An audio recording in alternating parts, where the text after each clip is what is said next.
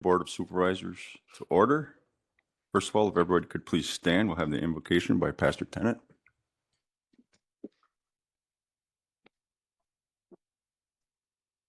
Good morning. Thank you. Let's pray.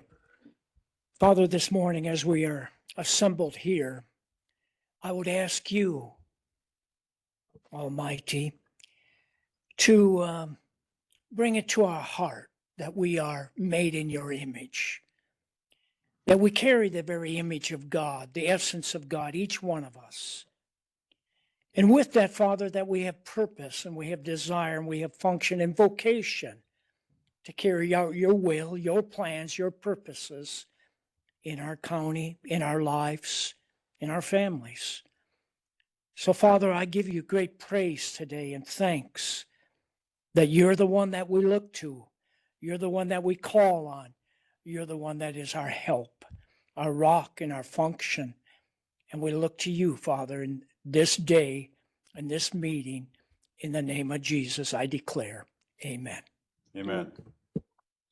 Okay, we'll do the Pledge of Allegiance. I pledge allegiance to the flag of the United States of America and to the republic for which it stands, one nation under God, indivisible, with liberty and justice for all.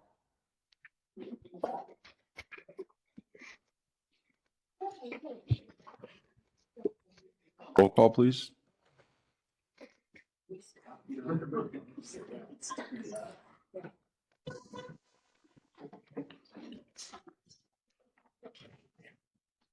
Ellen? Hi, I'm here. Michelle's here. Patty? Is that everybody? Yep. Okay, roll has been taken. All are here except Ms. Drobnik, who is online. Communications. Does anybody have any communications or announcements from the board?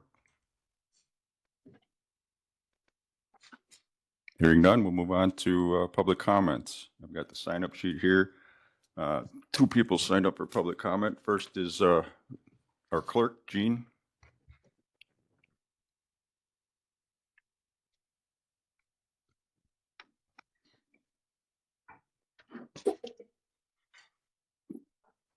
So go figure, I wanted this to be official and in writing. I just want to take a minute to say thank you. Thank you to the electors of Price County for their support in allowing me the privilege to serve as the Price County Clerk for the past 20 years. Thank you for the County Board of Supervisors, who I have had the honor to serve with. Thank you to the many amazing coworkers and staff members I have had the opportunity to work with. Price County is incredibly lucky to have such an outstanding group of people, not only those leading the county, but also those behind the scenes who work to provide the numerous services and support to the citizens of the county. I've worked hard to develop the position of the Price County Clerk to where it is today, but it has truly been a collaborative effort by so many people who have helped me and extended their trust to me along the way. Thank you, sincerely, from the bottom of my heart. Godspeed. Thank you for your service.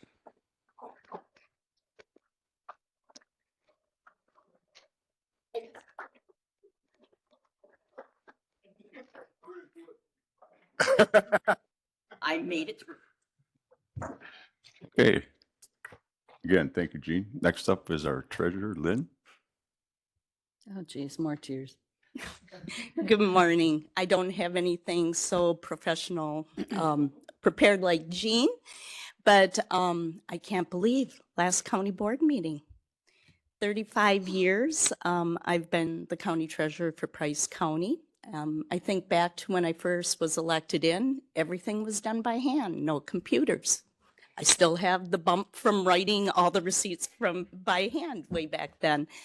I too, like Jean, want to thank everybody for all your support over the years. And it's been an honor to serve the taxpayers of this county and to work with all of you and all the employees and townships.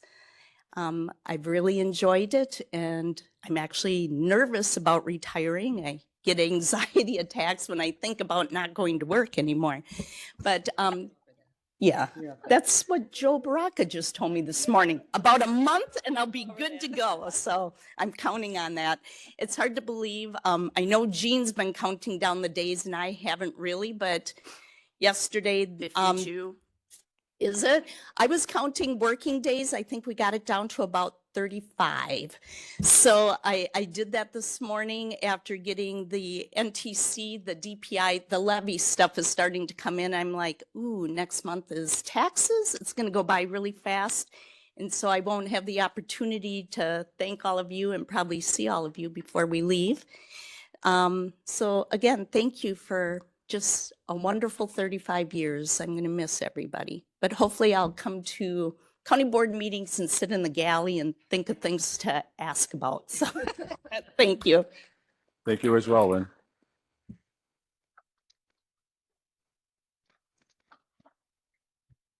I knew they were quitters when we elected.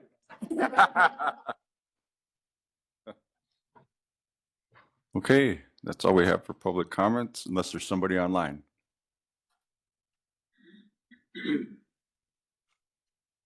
*6 if you want to unmute. Hearing none, we'll move on to the presentations. Employee recognitions, Laura Palskill.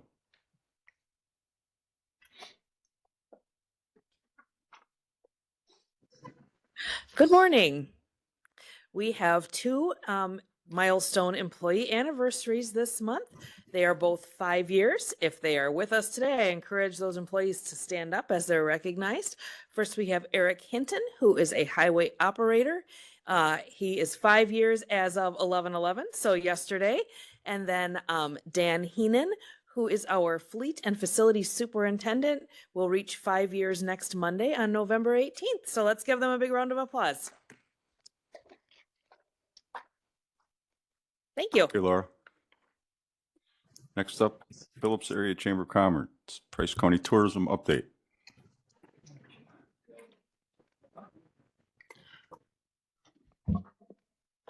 Good morning. I'm Tim New, our president of the Chamber of Commerce, and this is Angela, our new director.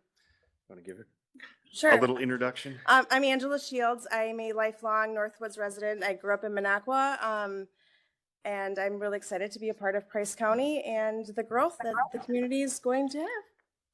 Perfect. Welcome. Thank you. Nick is pulling up our big tourism project that we're working on, and I'll give a little overview and an update of where we're at today. Enjoypricecounty.com. About a year or so ago, we really got the project going, got it off the ground, contracted with Platypus Marketing to get this going. This is our mission to promote the trails, public forests, and peaceful waterways. The Phillips Area Chamber took the initiative to get this going. We've now been working in a joint effort with Park Falls, where we've come together and have the common goal to promote the county resources. Platypus Marketing has designed some of the destination marketing for Bayfield, Minocqua, Shawano, and other communities. We feel like they know what they're doing. You can see up there where we've chosen the branding, and think it looks great, but we've got to get to the next level here. So earlier this year, we had applied for a joint effort marketing grant with Travel Wisconsin to help fund the large startup cost of the project. The grant required the collaboration of all the municipalities whose support we were able to gain.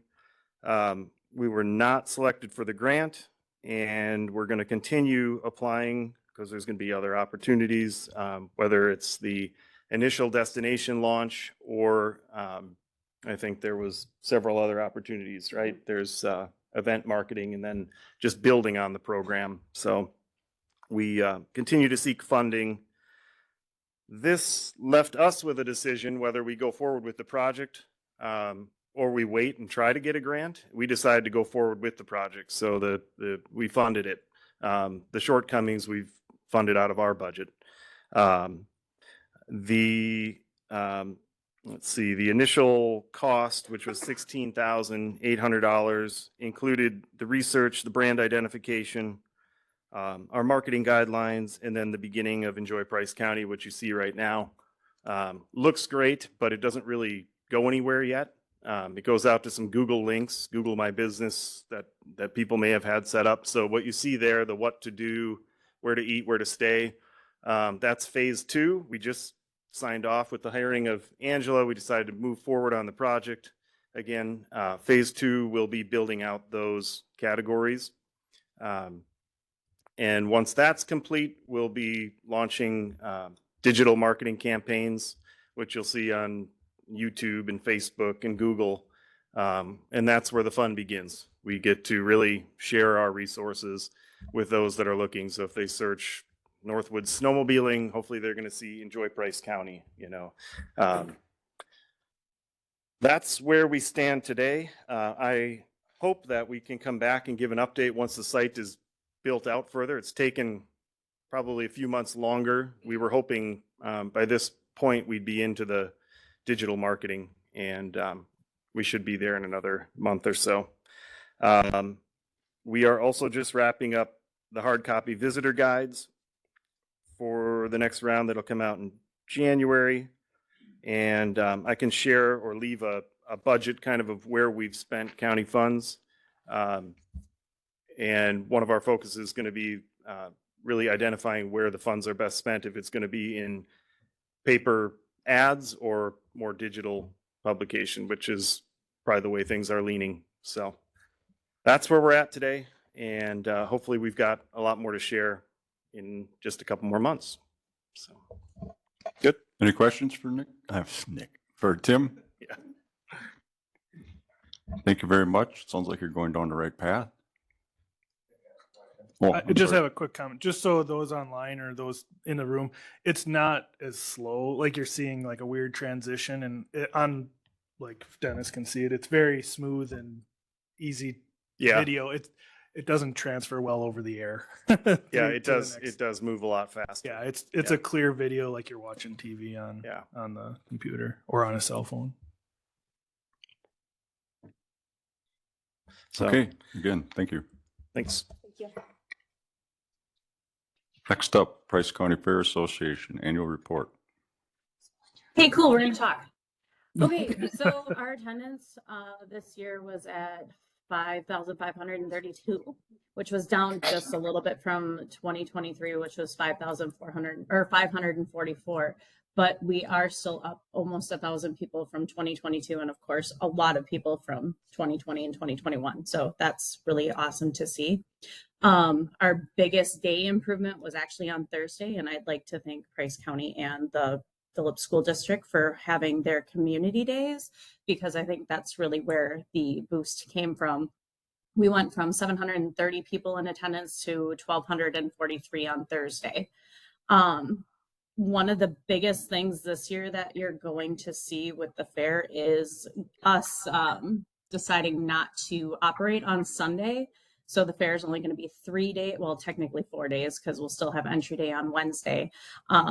But we're going to operate on Thursday, Friday, and Saturday and get rid of Sunday. Sunday has just been dwindling in attendance, and trying different things to boost attendance on Sunday is just not there. So we're going to have rides and everything on Thursday, Friday, and Saturday. We do have a full board now. We did fill our last 3 spots. So this is the first time in a really long time that we've had a full board. So that is also exciting. And this will be our 2nd year now using the new entry system that we have.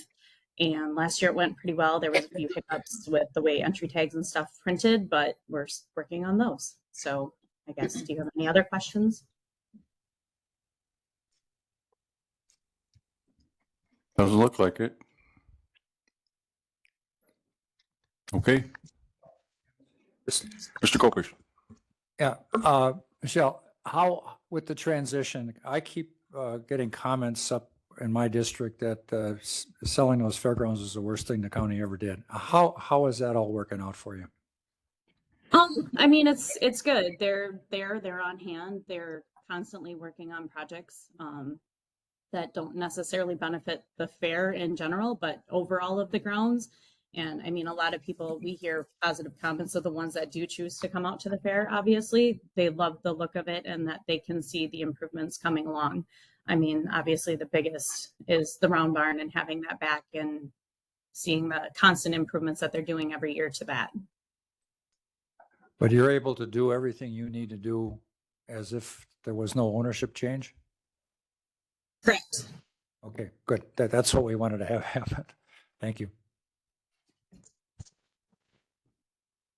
Anybody else? Okay, well, Mr. Polachek. I would just like to thank you for your hard work and the many hours you put in at the fair, Michelle, to make this come about. Thank you. Thank you.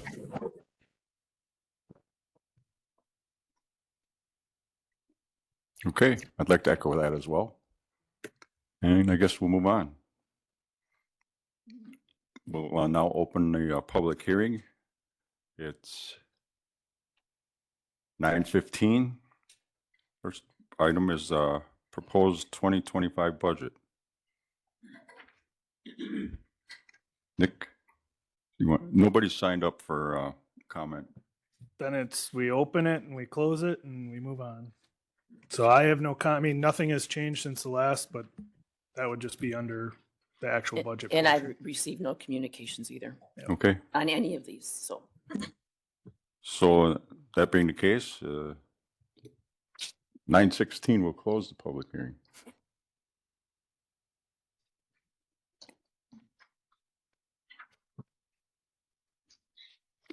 Next up, public hearing on, and there's two things that kind of both from the same committee.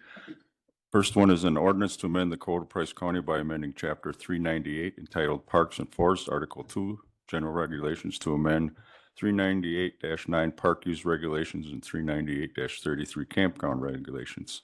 You should have an updated copy. There was one slight grammatical change to that this morning at the committee meeting. And the second item is amend ordinance 2024-04, an ordinance to amend the Code of Price County by amending Chapter 473 entitled Vehicles and Traffic, Article 4, All-Terrain Vehicles Routes to include 473.15, authorize the operation of a state highway bridge. And that should be in your packet. It has to do with opening up bridge on Highway 13 near Harborview in the airport to UTV and ATV traffic.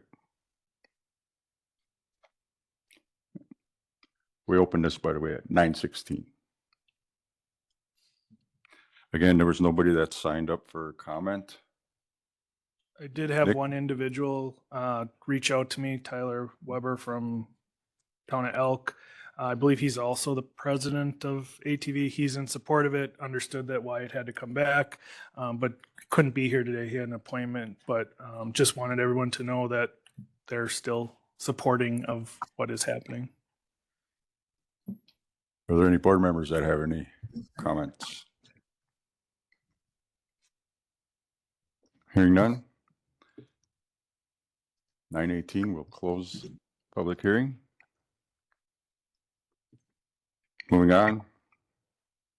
Minutes from October 15th, 2024 meeting. Entertain a motion to approve. Motion by Polachek, second by Hodek. Any discussion?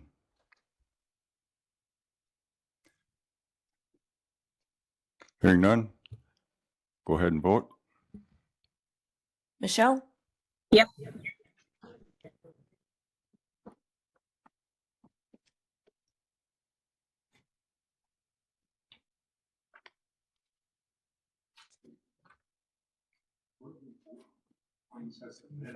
That's what it is. Just the minutes, yep.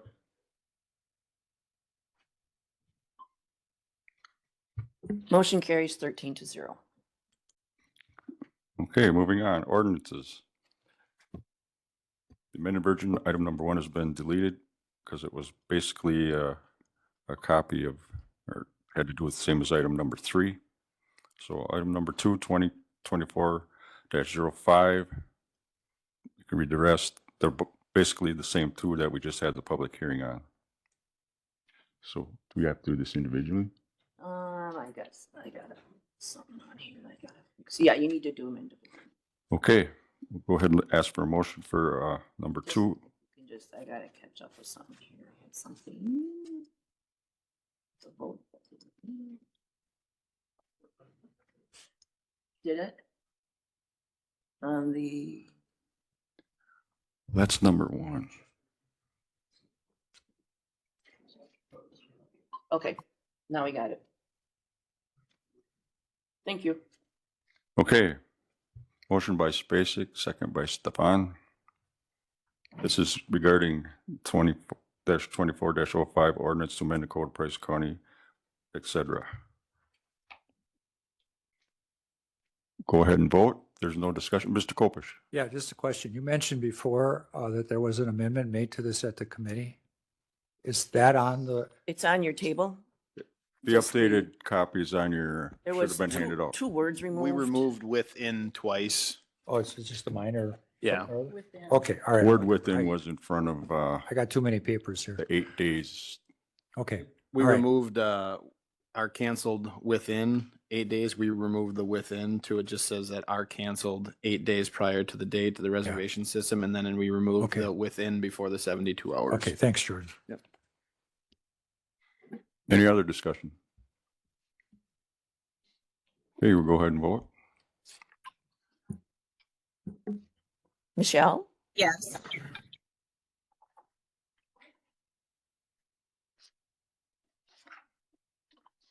carries 13-0 for ordinance 2024-05.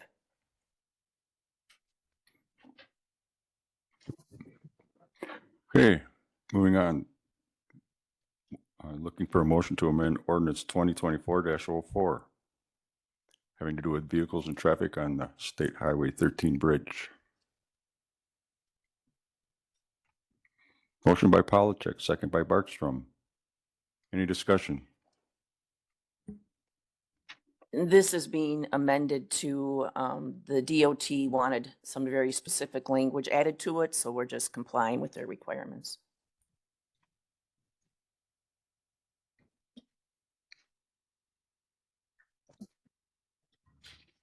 Hearing no discussion, go ahead and call for a vote. Yes.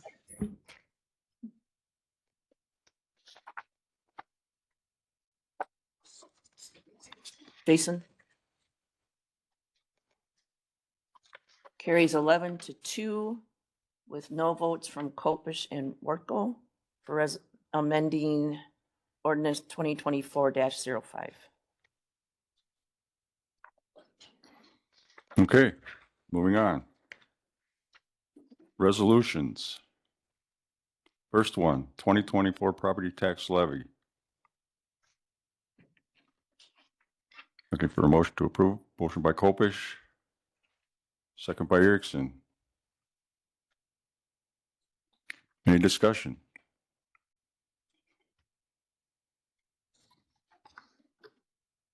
Hearing none. Anybody online? Hearing none, go ahead and vote. Michelle? Yes.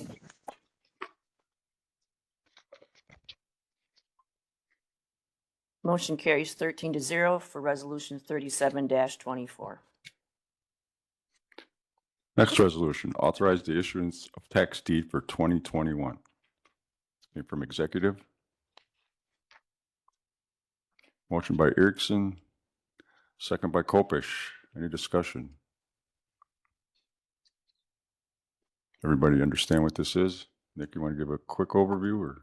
Yeah, this is a yearly thing that we have to put forward saying these are the properties that we're working on for the tax deed process. If you look at the list, some of the notables that were removed were the Lineite building, that was paid in full. The mill in Park Falls is up to date. Was there any other ones, Lynn? Those were the two large ones. So This is a yearly thing to keep the process moving. We did have a large discussion or a longer discussion on we need to get our ordinance and our standard operating procedure up and running here in the next probably 4 months to dispose of the properties once they've been taken. So the email that I assume we all received, that was paid then? Yeah. So the Line property was paid in full. We were made aware that there was going to be a letter that would come with it From the former owner? from the former owner. I'm not sure what the letter represents or meant to do. It just says we paid. They're doing good stuff with it, but I don't know what that has to do with. Well, I think it was just kind of a letter of support for Yeah. Lynn Ludwig and her Yeah, but Money United group. it's ownership. Yep. Mr. Kopish. I did get the letter, and the one I got had something about tax forgiveness. Yeah, that's the one I got. Yeah, it was, please forgive them for the taxes that I didn't pay, basically. Now, when you say they're paid in Thanks. full, does that mean they're just not part of the tax deed process and they still owe taxes? They'll owe taxes every year. Yep. You want to go? All the back taxes have been All the paid. back taxes are paid? All the back taxes have been paid. Okay, so we have nothing outstanding, so this No. is not an annual thing that some people do. They pay up as far as they. No, Okay. the oldest year, no, they paid all the years. I know there was some question because they are a 501(c) as to whether or not they are tax exempt from property taxes. They are not. That's an assessment thing. There's certain requirements you need to be assessed as tax exempt, and I don't know if they meet any of those, so they will continue to receive a tax bill. And you say that's up to the assessor to Yeah, figure that out. there's with them. state It's not a- statutes. You have to follow there's certain criteria that make you property tax, real estate tax exempt. I'm not sure what those all are, but that would be an assessment issue. The way I read the letter is it was a request, and I'm assuming we'll get a follow-up from the current owner saying, look, there was a $400,000 payment made. You as a county should invest in your community with that. That's the way I read it, not as forgiveness, as in this should go away. It was, look, you have all this extra funds that we actually spent for the last several years, so it's not extra, but that should be reinvested with this individual, is how I took the letter. Maybe I'm thinking we all got the same letter, but I took didn't the see letter as, any hey, I was letters, too lazy so. to pay it. Thanks to the next guy for paying it. So that's just my input on it. Yeah, and I've got another twist. I took it that because this is such a wonderful thing for the community, we should forgive these taxes. yeah, by reinvest, I took it as by reinvesting that. 3 different people, 3 different. Well, yeah, and the letter writer assumed that we all knew he paid all the taxes. Yeah, And I don't think that was understood either when that letter was put out. yeah, so that we did. I'm sure receive- we all chuckled though a little bit. Okay, any other discussion? Good to hear that those high back taxes were paid. Okay, we'll go ahead and vote.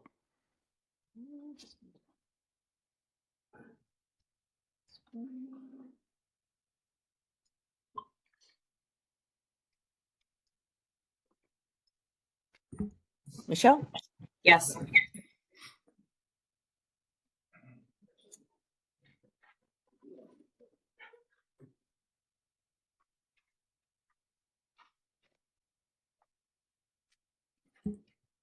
Motion carried 13-0 for resolution 38-24. Okay, very good. Next resolution, number 3, approve airport project to be funded with money transferred from the Capital Improvement Fund. This also came from the executive committee. We talked about this before, but Nick, you want to give an overhead view of this too, please? At the last board meeting, we had a presentation from the airport and Carl, which is the individual who's helping us with this project. You guys motioned to proceed with the project. So in order to proceed with the project, we need a resolution saying we're willing to pay for our portion of what is owed throughout the project. And as we talked at the last board meeting, we'll get billed up front for the whole thing, and then we start to receive money back to offset that. It's a 90-10 split, so we did change some verbiage in there, or we clarified it, I guess, at the last meeting, because it says up to whatever amount. Really, it's 90-10 of whatever's spent up to that amount. So if it comes in below the expected, which they're very good at giving a higher, Carl does a very good job at giving a good estimate. They tend to come in below that. We would owe less because our 10% would be less. We have 3 different types of funding that's coming in. Our BOA entitlement funds, which is 145 a year or 150 a year, which will offset some of it. The federal money that we would get for this project, and then our local share. And so that's what's outlined in this. We will be the bank for several years on about 400,000. And then in the end, we'll get that 300 approximately back, which leaves us for the total cost of the project, that 150 at the most for the 10%. Okay, thanks. We have a motion by Hallstrand, a second by Barkstrom. Any further discussion?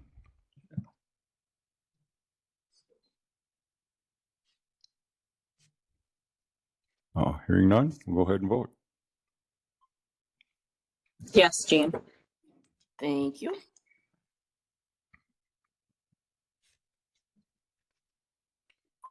Motion carries 13-0. Resolution number 39-24. Okay, next up, item 4 in resolutions, Price County Highway Department 2026 to 2029 Equipment Improvement Program and 2026 to 2028 Facilities Improvement Program. This came from Highway and Transportation Committee. Motion by Spacek, second by Kopish. Any discussion? Nick, you want to add anything? We've reviewed it a couple times through different committees. We do this every year, saying here's what the outlook of equipment or roads or buildings. We do a couple different ones at highway. In this case, the facilities and equipment, just saying here in the next 5 years, this is kind of our plan. If different monies come in, we'll move some stuff up. If different monies aren't here, we'll move some stuff back. But you guys need to approve it as part of the budget so that the highway committee and the commissioner, I can't think of Roger's title, Roger can work throughout the year knowing that, oh, this piece of equipment needs to be adjusted. It gives them an outline of how to proceed.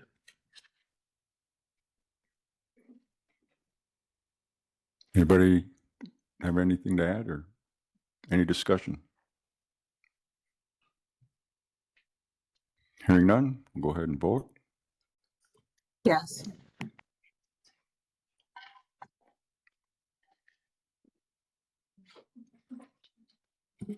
Motion carries 13-0. Resolution number 40-24.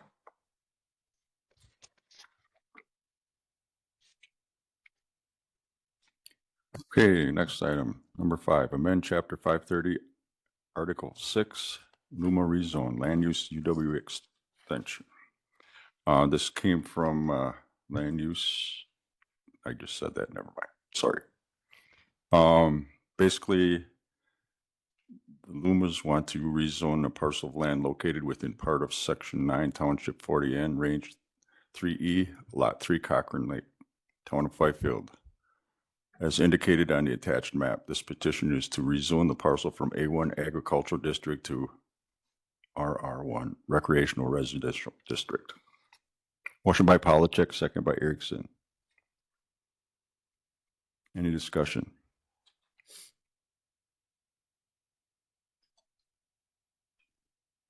Hearing none, we'll go ahead and vote. Yes, Jean. Thank you.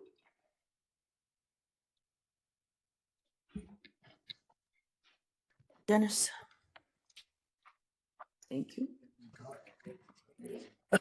Motion carries 13-0 for resolution 41-24. Resolutions item 6, adopt revised employee handbook from the administration committee. Motion by Hodek, second by Spacek. Any discussion? You should have this in your packet, what the changes are.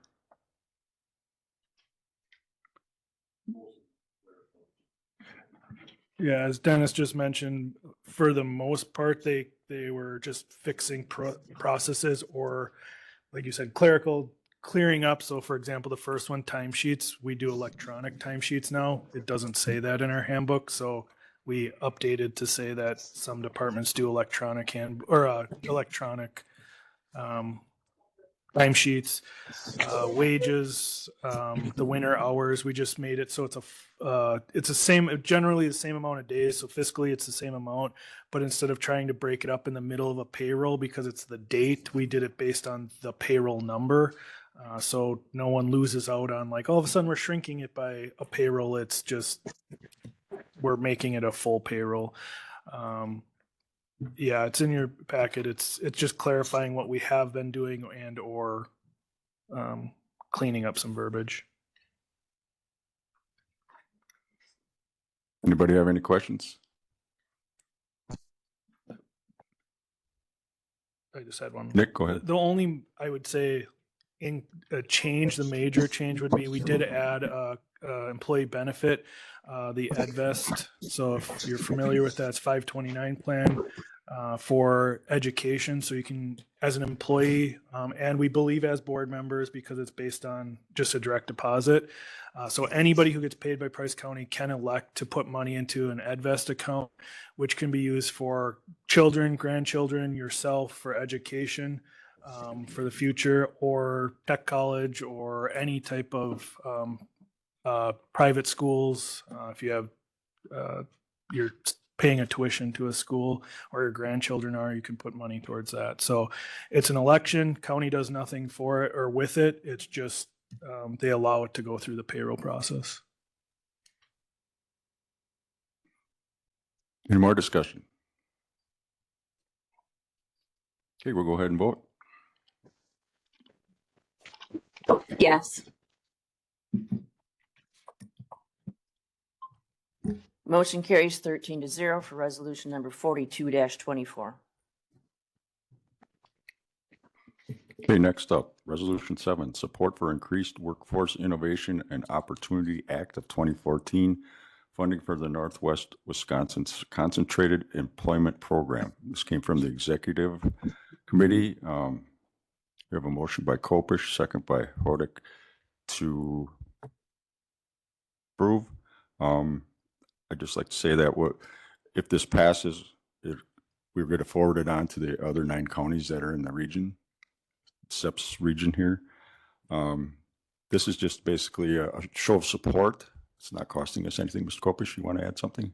Yeah, you know, we had quite a discussion on SEP a few months ago, and a lot has happened since then. But one of the major reasons behind the situation we found ourselves in is that the federal government, which is the main funder of the WIOA funds, which were 4 years ago were $1.4 million out of a $2.4 million budget. So the majority of the budget, they've been decreasing.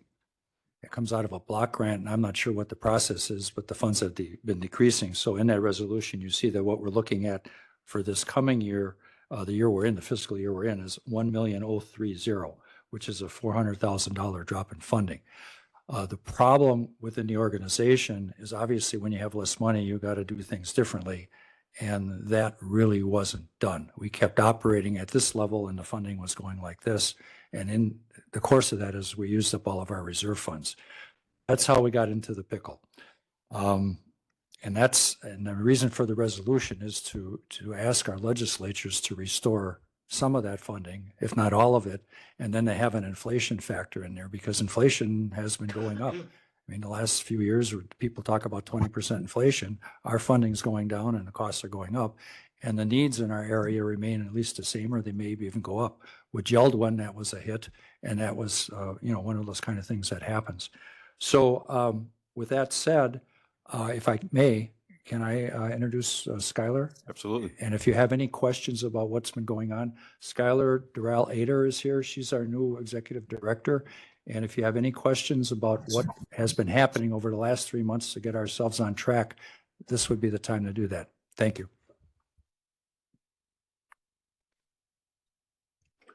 Thank you. Yeah. I got 2 copies.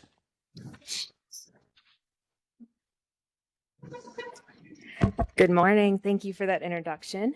So my name is Skylar Jarrell Ader. As Mr. Kopish had said, I took over as executive director on August 1st, 2024. Jeff Muse, who had spoken with you a few months ago, separated from the company, and I took over that day of his separation. I've been with the company for about 10 years. I did business services first, and then I was in human resources. Since then, it's been a very busy time. We've had a lot of cleanup to do. We've had some budget cuts to do. We had a substantial deficit that we had to take care of. But we're moving forward. We're putting our best foot forward. We've cleaned up a lot of things. Moving forward, all things considered, morale at our staff seems very good. By being able to reinstate some WIOA funds, we'd be able to provide more on-the-job training, contracts, which provides reimbursements to employers, training programs for students, soft skills training for students, work experiences, youth programming, general workforce and economic support. I won't read the whole packet to you, but just give some highlights of what we've been doing, even with the reduced funding, resume workshops, JELD-WIN rapid response events, different open houses. I inadvertently printed the wrong 25 services. It's actually 24. There was a typo on this one, so I apologize. If you'd like to use it for anything, I can get you an updated one. And then our organizational chart. We do have about 50% less staff than we did about 5 years ago, but we're still able to do what we need to do, readjust with the times, and kind of go from there. So we're looking forward. We've been around since 1968. Looking forward to many more years serving this area. So happy to take any questions that you may have. Mr. Kopish? Yeah, would you mention what we did recently with the staffing and Oh. stuff? I don't think you mentioned Oh, that. yep. Yeah, okay. So we did have to lay off 3 staff members just as grants had ended over the past few years. People should have been laid off and they weren't. We also had spending freezes throughout the past few months, and caseloads were down because of that. So we did reduce staffing hours by 7.5 hours per week for hourly staff. And it's going to be reevaluated over the next several weeks, just as we're seeing an increase in caseloads for vocational rehabilitation. And then as WIOA funds are released, the government's a little behind on getting funds released. So our second through fourth quarter funds were supposed to be out, I believe October 1st. We still are signing agreements for it. So kind of readjusting as that money comes in. So as that happens, making the adjustments to the hours, hopefully we'll get everybody back to full time. But just kind of taking it step by step, being more cautious with things rather than just going full steam ahead as we were for a few years before our leadership changes. And we did close our Spooner office as well, just doing outreach through library systems, community centers, things like that.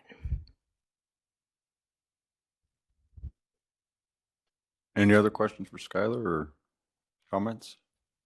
And right now, we have a balanced budget for Yes. 2025? Yes, I'm very excited to say that we are in the black now with our budget after coming down from, at one point, I think, $300 and some $1,000 deficit. It's a big So, number. Yes, it's been a very big work in progress. I'm very thankful for our team, our board, our partners throughout the community. It's been a lot to work through, but we're getting there. Yeah, thank you, Skylar. Yeah, thank you all. I'd just like to say I asked a question at the executive committee about repayment of what we borrowed them, and that is budgeted, It is, yes. correct? Yes, and I did get an answer to the question on the UW. We're still waiting for about $70,000 in funds from the UW, but we're on them every week. So, Good. yes, thank you. I hear you're staying on top of it. Yes, thank you. Thank you. Anything else? All right, thank you. Mr. Polachek? It sounds like things are mending and moving forward. I think this is a very worthwhile program. to Thank you. Continue. Yes, Thank you. and we're looking forward to, there's other programs that we're looking forward to developing. We're just trying to get on solid foundation right now. So looking for more economic growth, other programs to assist people to just need to get some solid footing right now. So Yeah, thank I'd you. like to echo that too. I think it's a very worthwhile program, especially for a government program. Yes. It actually produces results. Yes, thank you so much. Okay. If there's no further discussion, we'll go ahead and vote.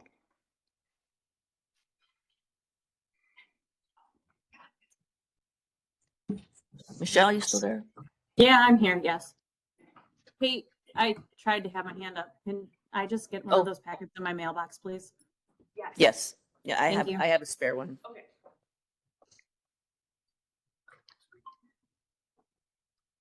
Okay, motion carries 13-0 for resolution 43-24. Okay, next item, appointments. Price County Public Health Manager / Health Officer Tiffany Polachek. And number 2, Veteran Service Commission, 3-year terms to expire 12/31/2027. Richard Lapp and Douglas Moquin. You just have a voice vote approval for both of these. Do you have it on the computer? If anybody'd like to make the motion. I'll make a motion. Motion by Hodek, second by Spacek. Any discussion? Hearing none. All those in favor signify by saying aye. Aye. Aye. Any opposed? Okay, motion carried. Next one, miscellaneous. Number 1, Forest and Parks Annual Work Plan. That is in your packet. Motion by Spacek, second by Polachek to approve. Any discussion? Joe is here if you have any questions.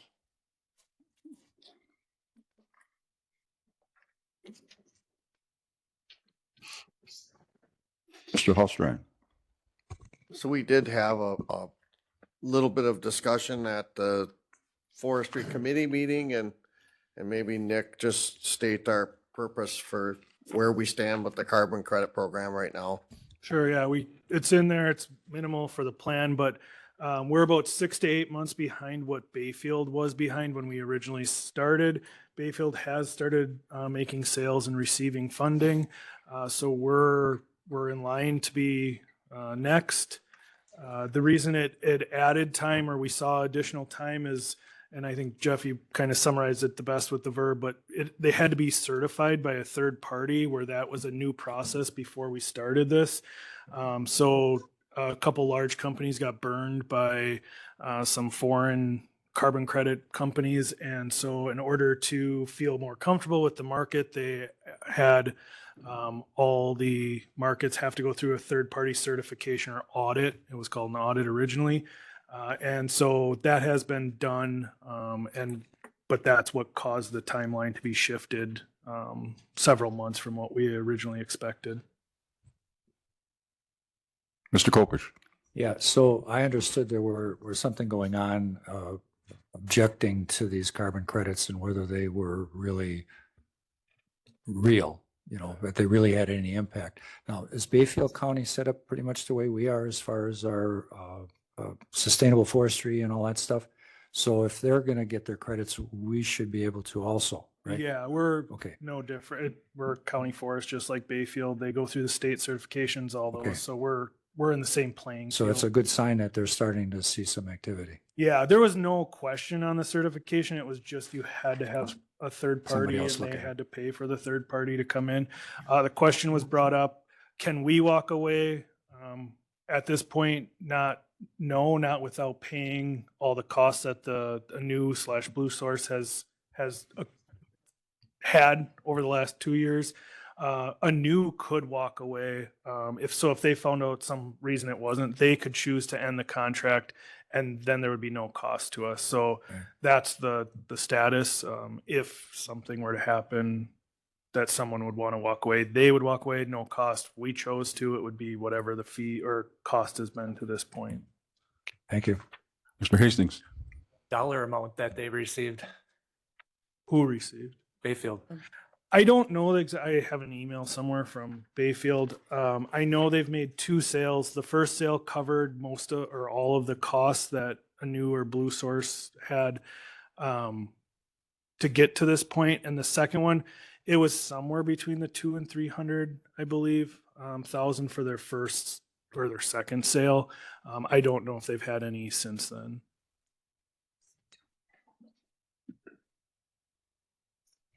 Anyone else? Okay. Got a motion by Spacek, second by Polachek. Go ahead and vote. Yes.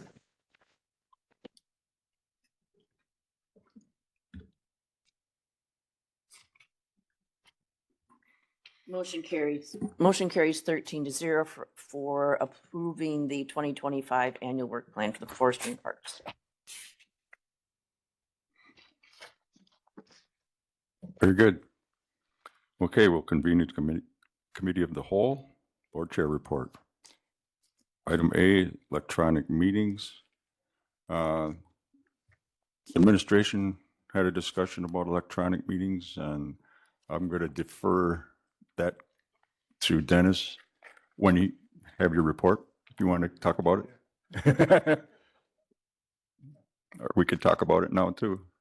Sure, yeah. So there was a lot of good discussion at the admin meeting. Ultimately, there was no changes, major changes to what the process we're doing for online meetings at the time. There was a lot of hope that people will just contact, right? Like that's been the biggest problem, is contacting the clerk and the chair to let them know that you won't be there, because we need 3 individuals in the room to make it a quorum. So you have to have a quorum available in the room, allowing only for 2 people to be online.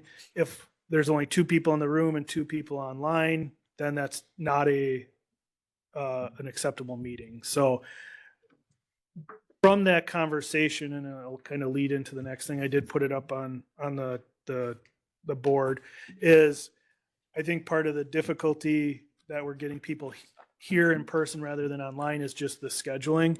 And over the last year, year and a half, we've become very flexible with scheduling, and no one knows, including public, when the next meeting's going to be. So I have a draft form. I think there's 1 or 2 changes from this. I know we have a original out there somewhere, but It's in their packet. okay, it is. You do have it in your packet, so it may look a little different because I brought up a draft versus the end one. So the discussion was that going forward, we'll schedule out every month for every committee, and knowing we will cancel several of these. So December, January, July tends to be very light committee meeting days, but it's easier to cancel a meeting than it is to try to make a meeting. And so every committee meeting we were saying, okay, who can do what? Who can do it? Instead, we're just saying, here's when your day is, whether it's the 3rd Thursday of the month or the 1st Tuesday of the month. If you're on this committee, this is when it's going to be. And the 3 things we kind of discussed that brought this forward was, 1, the public will now know. If you have an issue with that needs to go to a committee, you as a public will always know the highway committees on X day of each month. Now, it may be canceled, so you still got to check, but it's a positive for the community. 2, you as a committee member will know ahead of time, okay, here's my schedule. If I have a doctor's appointment that I need to have in 2 months, now I know which days I'm already scheduled with something else. We understand there's going to be times that people miss. That's okay. We can do a meeting with 3, 4 individuals, but now we know it'll help the chairs, the vice chairs, so committee members. And then it really does help the county staff, the department heads, the clerk, because they know 1 week ahead of time, I got to get this committee agenda with the chairs up and done. So it can either be posted or it can be done what it needs to go to the newspaper. So now they'll always know that, okay, on the first Tuesday of February or first Tuesday of the month, a week ahead of time, I, as the clerk, as the department head, as the chair, need to have something done and ready. So they're always going to be ahead of it rather than, oh, this one changed and now it's at the end of the month or a different day, or if it's overlapping with someone.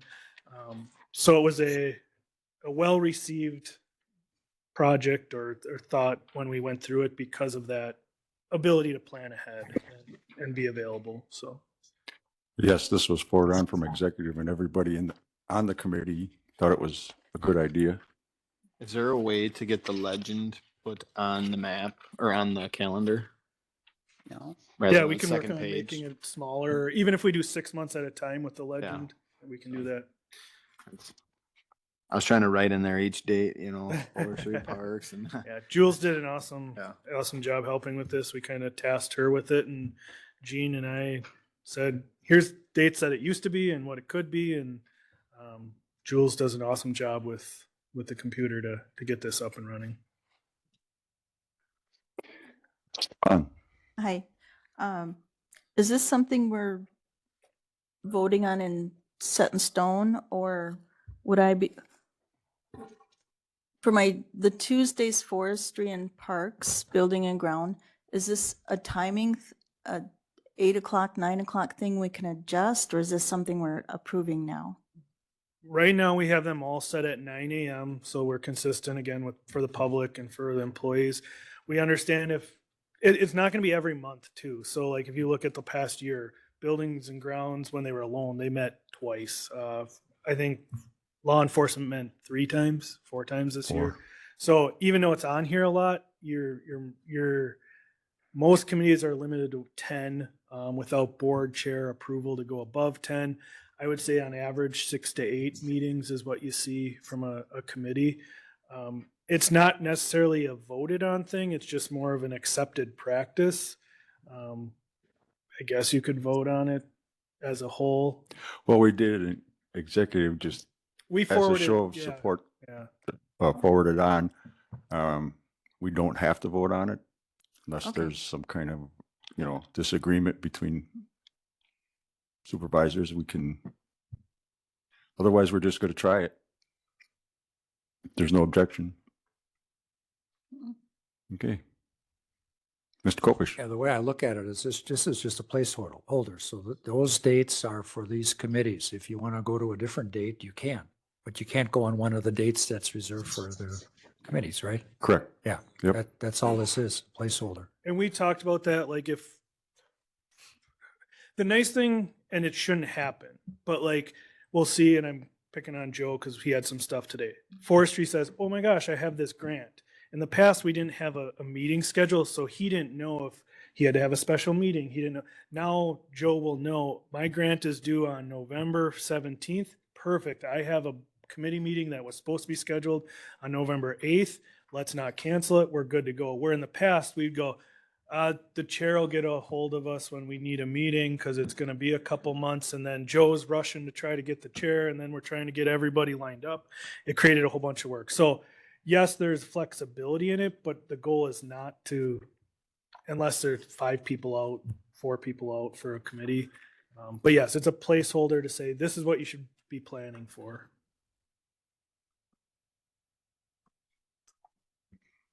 Mr. Hastings. It's just a thought. From my position, it's hard to make meetings during the day. Could we have meetings at night?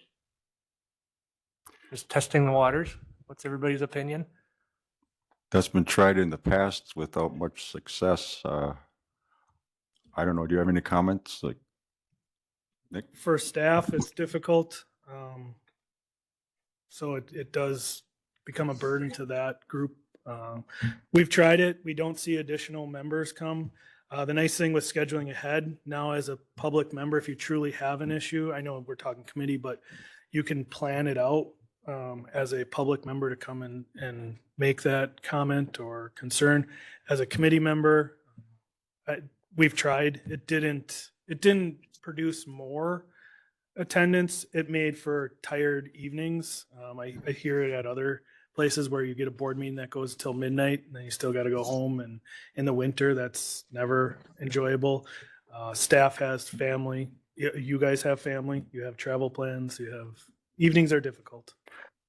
Kopish, looks like you have a comment. Yeah, I was getting ready to raise my hand. We used to have law enforcement committee meetings in the evening. Remember, Larry? Way back? And, it worked out okay, but you get into the fatigue factor with the old farts. Gets to be 9 o'clock. I'm usually in my pajamas. I don't want to be at a meeting. So, and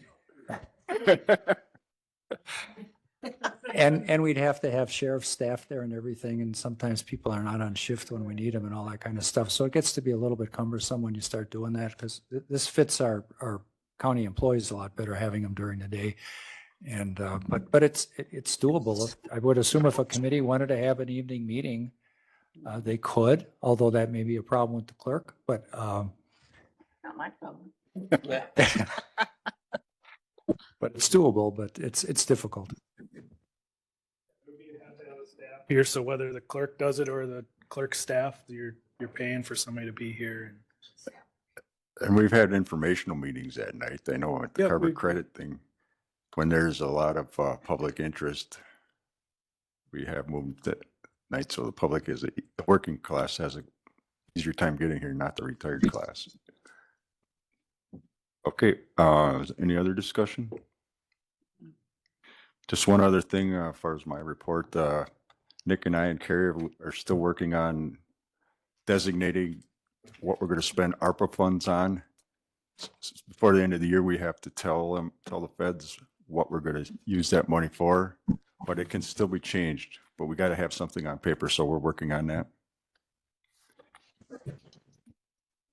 And that executive gave you the authority to approve the list to make sure we don't have to send money back. And just to reiterate, if you don't like what we're going to spend it on, it's just a place marker, so we don't lose the funding. It can be changed. Okay, that's the end of my report. County Administrator's Report. 2024 Financial Report.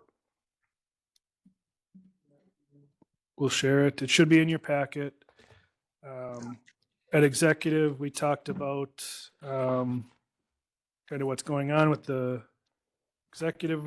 Oops.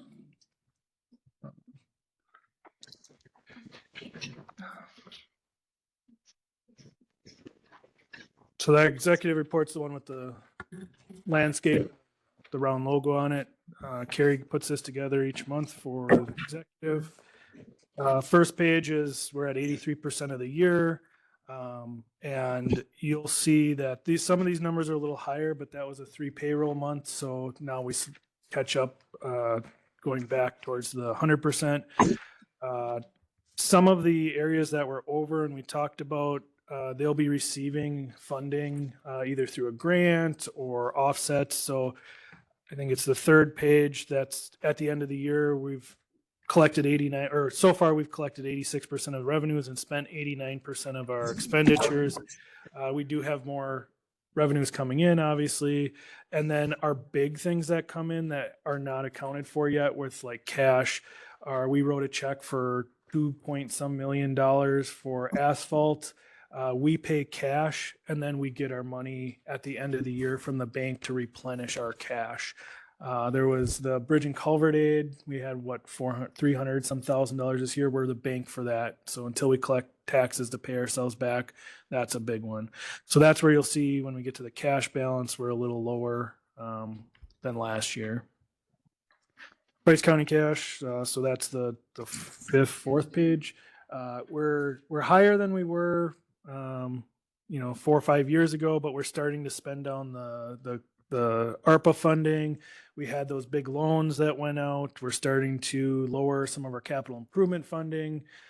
So we're doing projects, right? You guys earmarked stuff to get it done. It's been taking us some time to get it done, but we're starting to get back to our normal levels. I believe in executive, I think Jeff, you brought this up. When we do start seeing carbon fund money, we're setting aside $1 million as like an insurance policy. So you'll see a boost in our cash value there. And then we generally, and this is audit kind of recommended, is we try to keep about 20% at the end of the year in cash, as in what our expenses are. So in the past, it's been that 6 million. 6-7 million. Obviously, we're inflated right now because of those ARPA fundings. But once those are spent out, we want to see about 7 million sitting there at the end of each year.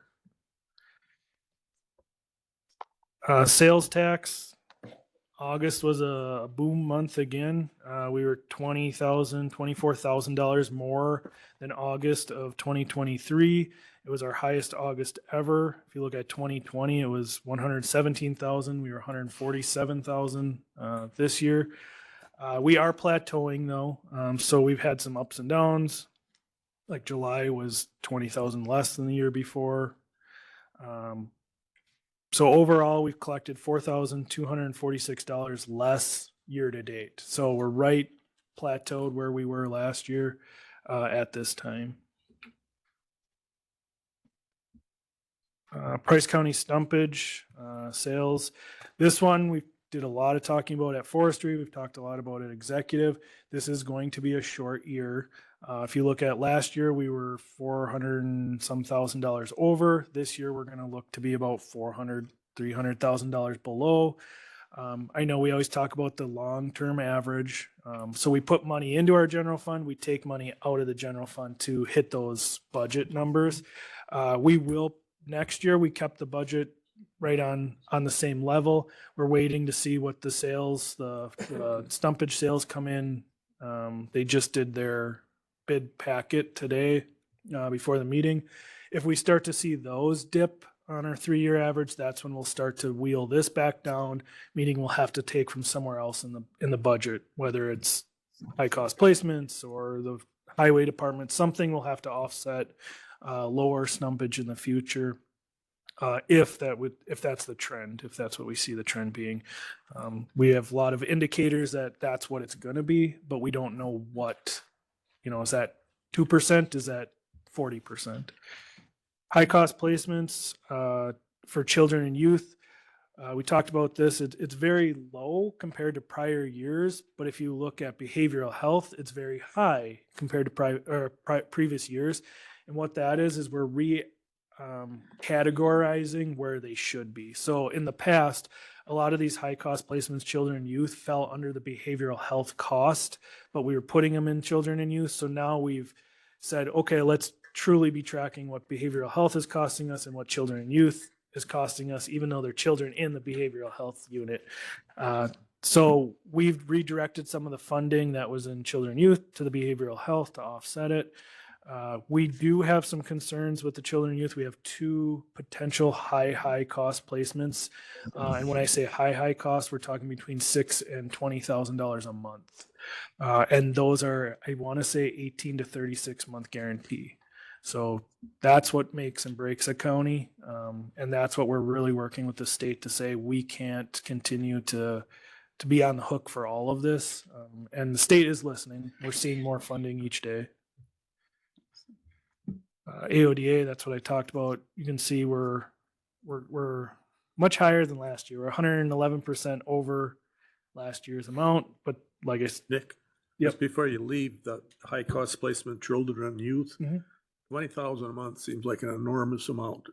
What are the specifics on that so I can understand? Yeah, I don't know a lot. It would be like a managed care facility, and Sarah just left. She had another meeting to go to, but what it comes down to is it's just more one-on-one with an individual because they need a locked facility, which is very rare to find. The beds are all really full in Wisconsin, so then you end up sending them to Minnesota, Missouri. I've heard counties have to send people to Texas, Louisiana, because no one can accept them here, and those become $30,000-$40,000 a month. It is not. There was a stigma for a lot of years, so there was not facilities that could accommodate, and now we're seeing that problem really creep up. The state has been working on creating facilities, but no county wants to take on the responsibility because it's a losing situation for funding. And then, is it Lincoln Hills, right? Lincoln Hills, that statutorily has to be closed 2 years ago. But I think it was in the next 2 years they've extended that. But in the meantime, those who are there, I think they raised the cost by 150% per month to have an individual. We don't have anybody at Lincoln Hills, but it was close to $1,000 a day. Yeah, it's over. I think it's even over $1,000 a day. So this state is well aware. We're working with them. We know we got to figure this out. But yeah, it's high cost placements. Our staff does an amazing job working with local families and trying to avoid that. But there are always going to be those situations. Does that go through the court system? They're court appointed sometimes. So that would be under behavioral health. Those would be more of your AODA placements, mental health for court. But yes, children and youth it is a court process that goes through. So then you get, care, like we go to court to be able to take over the care services. The positive, negative for taxpayers, positive for our budget is in the long run, there's a state statute. So if we get into a pinch, right, this is all, if we go over budget, it's all cash, right? We take out our reserves. There's a state statute that allows us to go and borrow money based on any court ordered, it's not placements, court orders, I guess is the best way to put it. New insurance is in court order.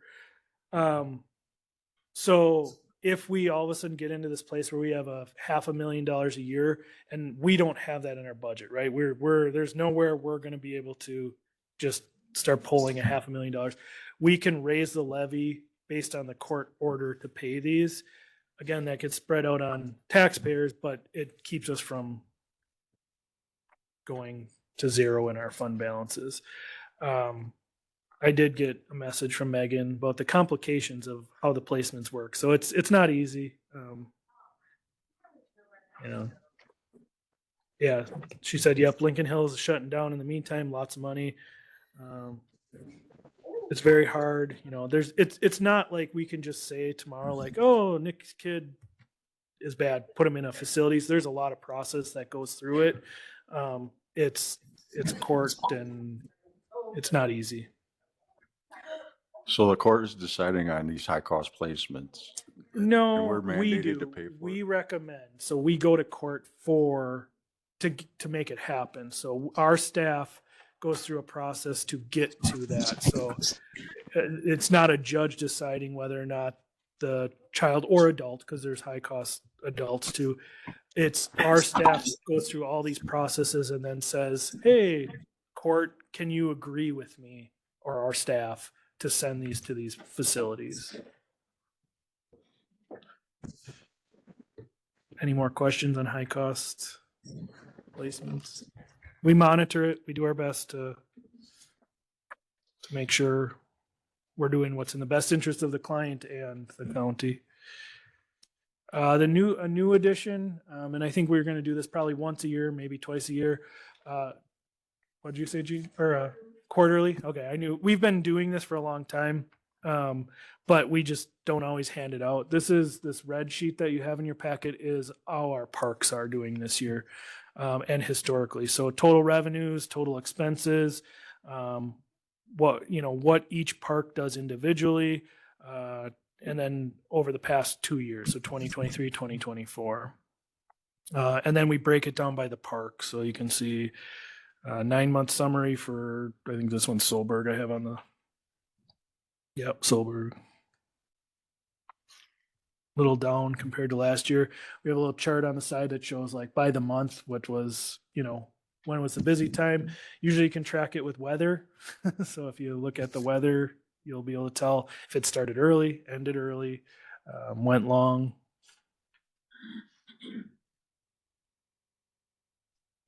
So it's each Smith Lake has one, Tuscobia, Big Falls, Timms Hill, and Tuscobia, Wisconsin Concrete Park. Very little to no revenue. We have to maintain them. So that's where you'll see more expenses than revenues. Shooting range is on here. Get a couple bucks from that one. Any questions about the quarterly/monthly report? Mr. Hastings. Is that ARPA money, is that just keep coming in, or is that like a one-time payment? I thought we spent it, I guess is my Yeah, question. so it was a 2-time payment. So we got 2 tranches for the general ARPA. We also received ARPA funding in airport, emergency management, health and human services. Clerk of courts got some. So there was all these different pockets, but it's been over the last 2 years. The ARPA funding, the big chunk of money that we talk about the most here, the ones in health, clerk of courts, emergency management, we don't bring to the board because they were small amounts. Veteran service got $10,000. We've been using that for advertising, free rides for vets on the BART bus, a couple things. But the big chunk of money, we've allocated it, but sometimes those projects didn't come to fruition. So for example, we had the broadband in the schools, and we did $40,000. We ended up only spending 12,000, I think, or 10,000 of that. So we take that money and reallocate it, and because the state wants to know, or not state and Fed wants to know where that money gets allocated. So that's why it's a reoccurring discussion. We have not allocated more than what we've received. It just keeps coming forward. We also received interest on that, so we've been allocating some of that too. That the longer it sits in the bank, the better.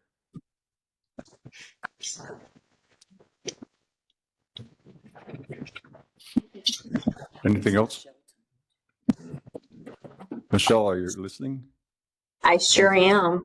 Oh, it sounds like you, could you please mute? Oh, no, I don't hear anything, but sure. Thank you. It sounded like you were in an aquarium. It had like a bubbling sound. Well, Anything that would else? at least make this place fun. That's on the record now, just so you know. Oh, well. I think that was her snoring. I do that to people. I got a quick question on parks. Okay, so we've got these parks we maintain, but we lose money, maintenance versus revenue. Is there ever, and I'm not advocating for it, I'm just asking a question. Is there ever any thought about maybe shutting down the ones that nobody goes to or aren't? Yeah, the problem is they're visited areas, they're green space. The reason our campgrounds make money is they're campgrounds. So really you can put them in two separate categories, campgrounds and parks. The parks are like your Solberg Trailhead, which we share that space with the city. So we have the dog park there that the city helps maintain. We have the ball fields up there. I think the city maintains the bathrooms there too. I can't remember. The Big Falls, there's a viewing platform. I think, is there primitive camping there, which very few use Tuscobia, it. you were talking, not Solberg, right? Oh, sorry. Yeah, Yes. yeah. Tuscobia, okay. Sorry. Yeah. Tuscobia Trailhead. The Big Falls is more of a park. You stop. Pims Hill, same thing. So the only one we have had conversations, and usually I told we're not ready or we don't want to discuss it, is the concrete park. Friends of Fred Smith is a very well run product right now. And then they added on the Stony Acre, or not, what is it? Stony Pub. And so we do a lot with them where it's a great partner, but if it's at some point would be better fiscally for them to get grants or anything like that where they could take over, that would be the only one I could see. Maybe Park Falls would want Tuscobia Trailhead. It's very minimal costs, and I think it's a good thing for those areas to have them. But on the back side of that, does it benefit us to have them for us to be able to get grants and whatnot? Yeah, I mean, that's how we maintain. so yeah, but I mean, with the more we have, does that put us in a different category for funding that way? You know what I mean? Yeah, and I'll Understand what relate I'm it to like saying? health department. Yeah. The more products we do or more things we go to a phase 2 versus phase 1, we get more grants under phase 2. Well, another thing too is we might not make money at the parks, but it brings people into town and they spend money elsewhere. Correct. Yeah, we attended their little Halloween walk at the not the trunk or treat, at the concrete park. Was that what they called it? Okay, we didn't do the candy portion because the boys had plenty of that, but we did the spooky walk afterwards, and they did a heck of a job. I think they had like 30 volunteers and kids scattered in the woods, and they couldn't touch you and whatnot, but they would just be in the dark and pop up and randomly squeal at you, and it was fantastic. I mean, the Rock Garden Tavern had some refreshments and snacks there, and I don't even know how many people were there, but it was 290. yeah, some it people. was busy and it was awesome. And this is, I think, the second or third year they've done that. And bravo to Ann and their group that they've got going there, because it is an excellent little event. My 7-year-old didn't want to do it, and then after he did it the first time, he wanted to go back on his own, and he made it the first 50 feet, and he's like, nope, can't do it on my own. Gotta have mom and dad. So I think we made 3 laps around. So, but it was a good blast. Honest Abe over there can be spooky. Alan was dressed as I think it was Abe Lincoln. That was my guess, but okay. It was, yeah, they do an awesome job. Friends of Fred Smith and Grzyzewicz yeah. does a great job. Great partner. She's easy to work with. It is off the topic, but Nick brought up the trunk or treat. The school did have a trunk or treat thing there, and I had something there from the marsh. We gave away craisins, and the county had stuff between the public health and the canine dogs and the sheriff's department and ambulance service and fire trucks. And I think my wife said there was like 175 kids or so signed up for it. And major props to the or the health department for giving away the bento boxes. I mean, that was a great hit, and having snacks to fill them with. And it was amazingly attended. I couldn't believe it when we were there. I had 150 packets of craisins and I left there with none. So I couldn't believe it. You know, just amazing to see all the kids come through and a great little event that the school district had put on. Forestry participated in the Friends of Fred Smith. Yeah. Okay. Anything else for the administrator? Only thing I have is I will be working remotely going forward for a couple weeks. Many of you know we were due December 17th to have our third child. On Friday, my wife went into labor, so we had a new baby girl born Saturday morning. She is in the NICU, so Evelyn, her name's Evelyn. She'll be in the NICU for 2 to 3 weeks up to December 17th. So my wife's living down in Marshfield. She's still in the hospital recovering from surgery, but I'll be going back and forth. My kids are staying here with myself and my in-laws to take care, but everything's good. She's off oxygen, and we just got to get her to eat. So she was 4 pounds 8 ounces. So a large NICU baby compared to the ones next to her in the room, but happy, healthy baby. So Evelyn, June, born on Saturday. Glad to hear that everybody's healthy and doing good, and congratulations. How long was she? She was 19 inches long, so she was 19 a long little baby. Nice. Evelyn, your middle name's not June, is it? No? Okay. Just checking.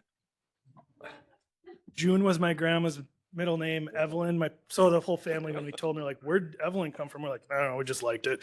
Yeah. Both of our other kids are named after grandparents, so it was an out of the norm name. Well, congratulations. Yes. Okay, if there's nothing else for Nick, we'll move on to committee chair reports. Mr. Warco, administration. Yes, we did meet on the 24th of October. I'm going to go off script a little bit because I normally don't talk about this, but every meeting we get a report from the staff about new hires, promotions, resignations, retirements and recruitments and stuff like that. It's usually pretty boring, but I think I think it's worth noting this time. We had some employees that I believe deserve recognition. With 35 years of service, retirement, Lynn Neek, the county treasurer. I think we appreciate the service that you have given us, and you will be missed. Definitely. Jean Gottwald, the county clerk, with 21 years. 22 if you count the. No, 21. Okay. Michelle Edwards, public health manager. She's been here for 34 years. And Pete Fusak on the highway department, it's been 39 years. So I think all of them deserve some recognition. That's some long time to be in public employment. Yeah. And we don't have many of those left that have been or will ever hit those Probably levels. not. So. We did make some revisions to the employee handbook, which you approved earlier. And I need to schedule a meeting, a special meeting on November the 21st at 1:00. So for those on admin, we need at least 3 individuals. It'll be a closed session. We're dealing with a issue out of the sheriff's department that we'll need to do a hearing. So That's 2 days before hunting season. Okay. I know that's what you were checking.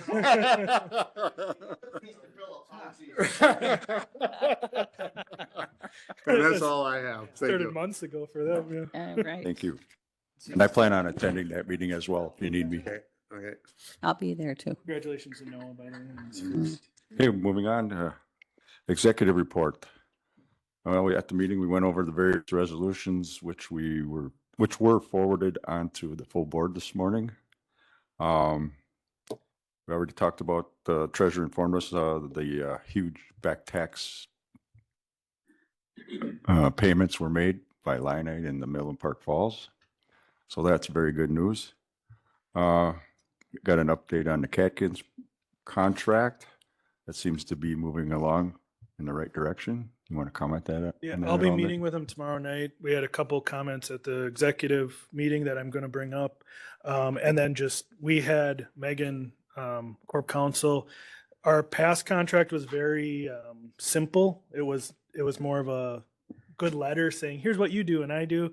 So we gave that to Corp Counsel. She did an awesome job at making it look like an actual contract.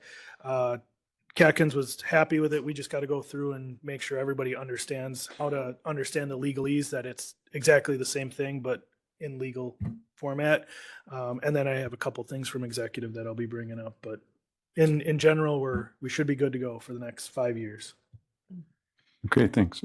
Also at that meeting, Mr. Kopish and Skylar Durrell Ader gave a presentation, basically kind of what you heard this morning. And that resolution was moved on to full board, obviously.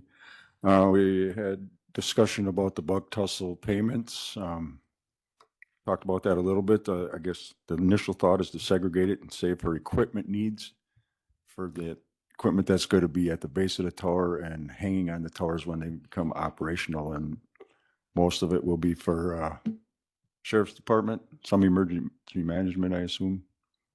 Yeah, not too much on them. And that's pretty much all I have for executive. Are there any questions? Mr. Palchuk. Do you have anything to report from the BOA convention you and Roger attended? Nothing specific. Scratch your memory, Doctor. Yeah, it's a long time ago. Well, we attended it, obviously. It was a good meeting. We talked with a lot of people about this funding, trying to understand how this funding works for the upcoming hangar project that we're getting into. And I'm still not sure I got my head wrapped around it, but the bottom line is we're going to get probably $1 million or more of product, which is the building itself plus the taxiways and the engineering design. Going to get that much money. We only have to pay 10%. I shouldn't say only, but 10%. It's a pretty good deal. And I think it's needed. And that's kind of what I focused on. Yep. Anybody else? Okay, next up, Forestry Parks, Buildings and Grounds, Mr. Hallstrand. Okay, so buildings and grounds, Josh said he's got the ADRC office he's been working on, getting the boilers all up and running, and everything seems to be going good there. He's doing fall PMs on fire stuff and all that, and he's just getting ready to start plowing snow, and doing the winter stuff. As far as he's been working on that salt shed out there too, getting some stuff on that. I don't know, that's a money pit, but It'll be better for county roads when we can mix the salt at a higher rate with the sand, and then we won't have environmental problems with rain, and then the diluting of the salt in the sand. Joe's just looking the other way. money pit. Forestry and parks, you kind of heard the gist of a lot of what's going on. I'm going to reiterate, so I sound like a broken record, that we're at 50% of our budget for stumpage, and knowing a lot of loggers and stuff in the industry, be prepared, because that's may not come back like it has in the past. But anyways, we did let our bids out today, so we'll see what happens in December at our December meeting. I'm assuming, Joe didn't say this morning, but I would assume we're wrapping up, closing all the parks up for the year, all the buildings and whatnot. So, oh, what else do we have on here? Not really a lot. I mean, yeah, not really a lot other than that. Just you heard what the working on the reservation system. You know, we kind of been muddling through that and crossing T's and dotting I's and hoping that our bids that we just let go.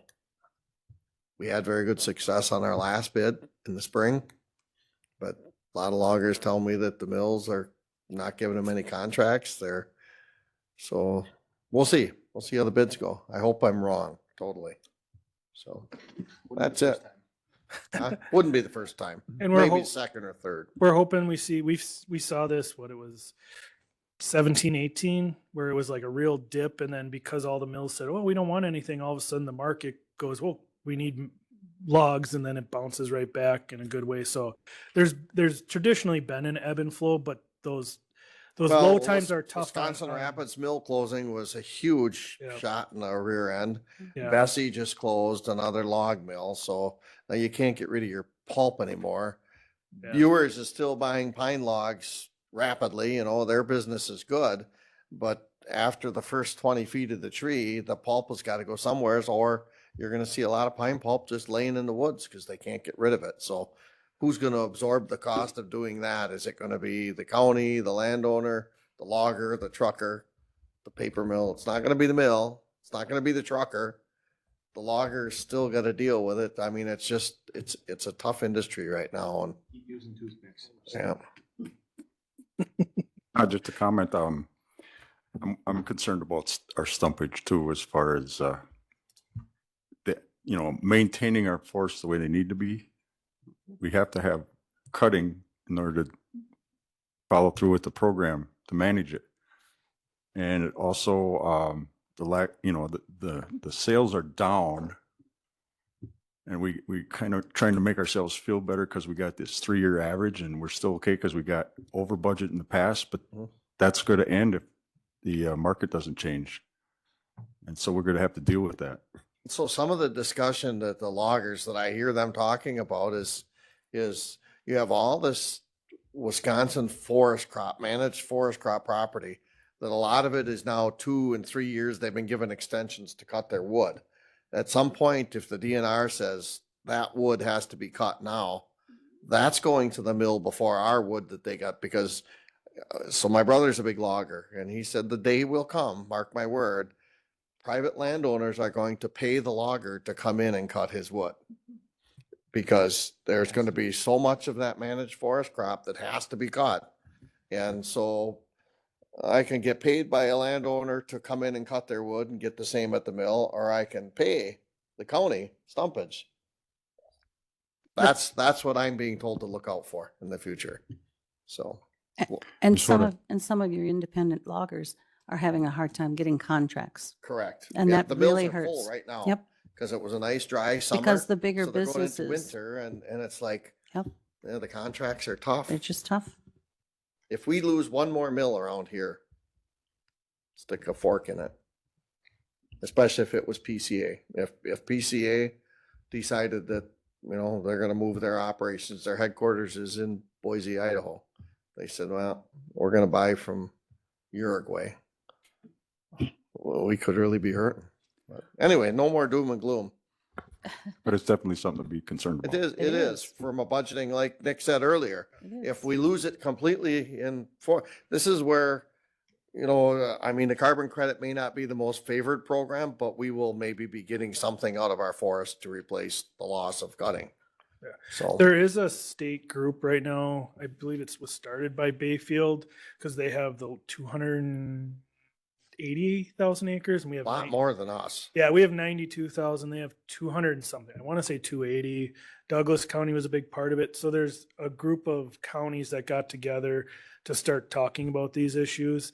I believe Joe was part of that discussion. It's been escalated to like the state, bringing state people in, and so it's being worked on. This is not going to catch you with you know, when the tide goes out and you're skinny dipping kind of thing. But they are as well, because Mark and Don are both at Northwest Regional Planning, and it's a huge concern for the other counties. I mean, some of the smaller counties, you know, a Marathon, even Taylor County, it's just a little sliver of their budget, you know, but it's a significant revenue for us, so anyway.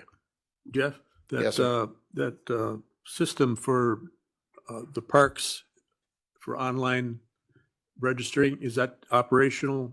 Scheduled First of for- the year, I believe, is our goal. So it'll be operational next year, or that's the plan? Okay. We'll see how it goes. Jordan is anxious and just can't wait. Oh, yeah. Anything else for Jeff? Okay, moving on, Health and Human Services. Soda. Well, I know you're all saddened to hear that I really have nothing to report because our meeting is tomorrow. Okay, thank you very much. You're welcome. Highway and Transportation, Mr. Polachek. It's going to get cold.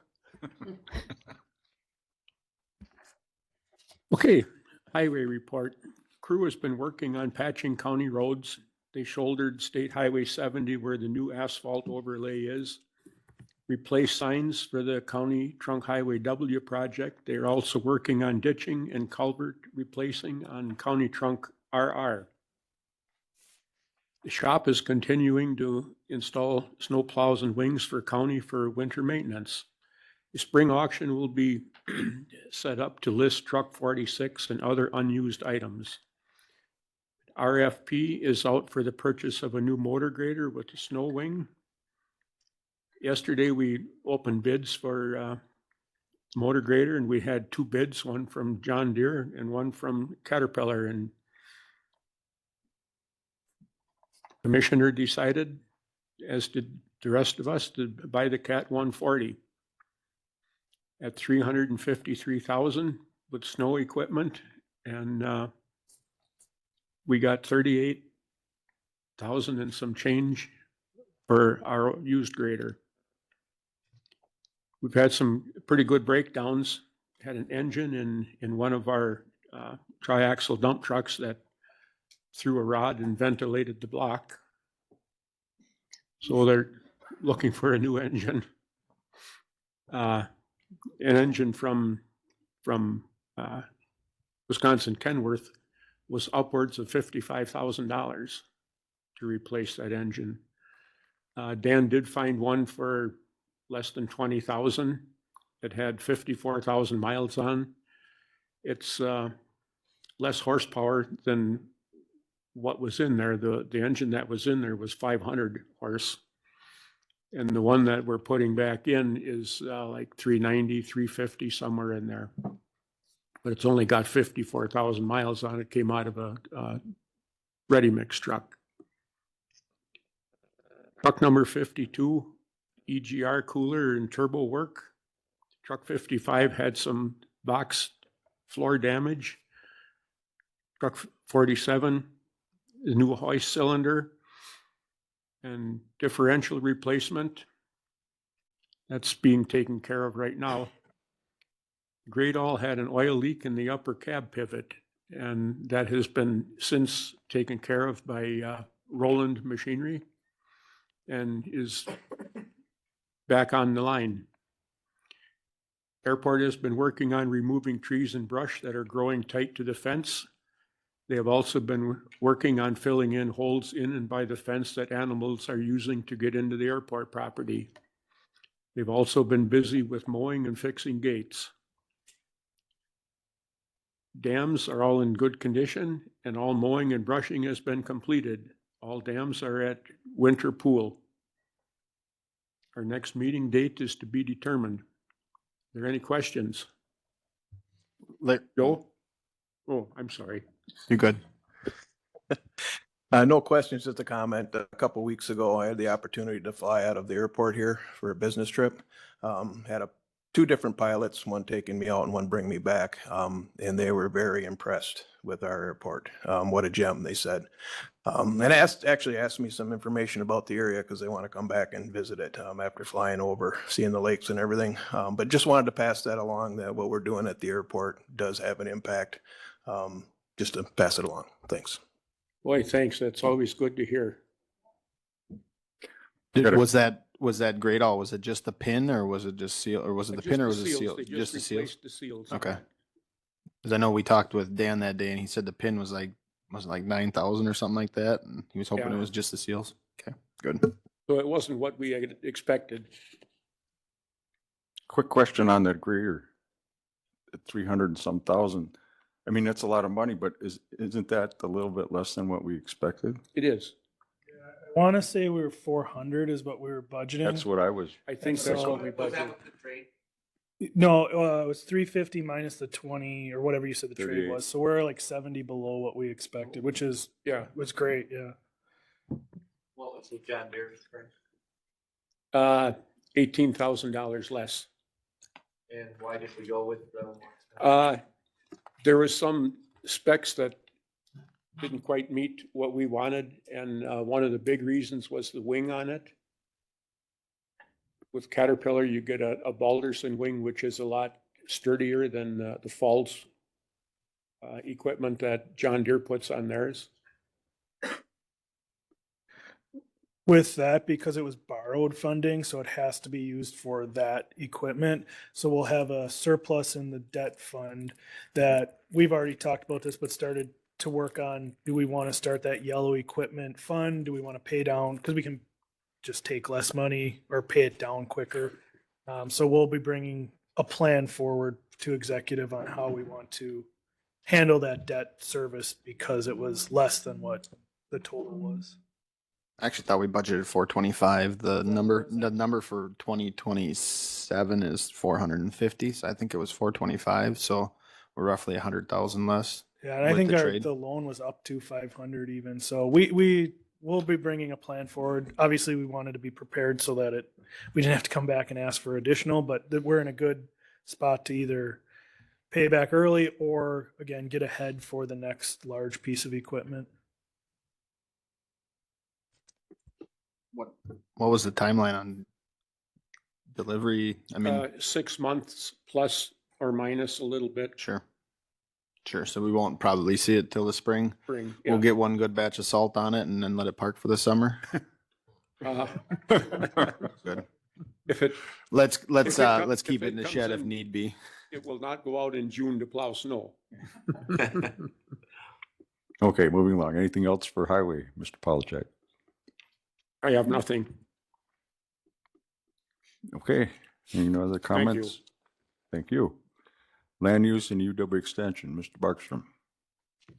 Okay, we met on October 17th. We held 4 public hearings for a variety of petitions. One zoning amendment petition, Town of Fifield, agricultural to recreational, residential, and that was approved in this session too. Petition for a short-term rental, Town of Fifield, that was approved. Conditional use permit, Town of Eisenstein, public storage rentals, that was approved. Conditional use permit, Town of Eisenstein, operation of bar restaurant, that was approved. 2 land divisions, 1 Town apprentice, 1 Town of Spirit, they were both approved.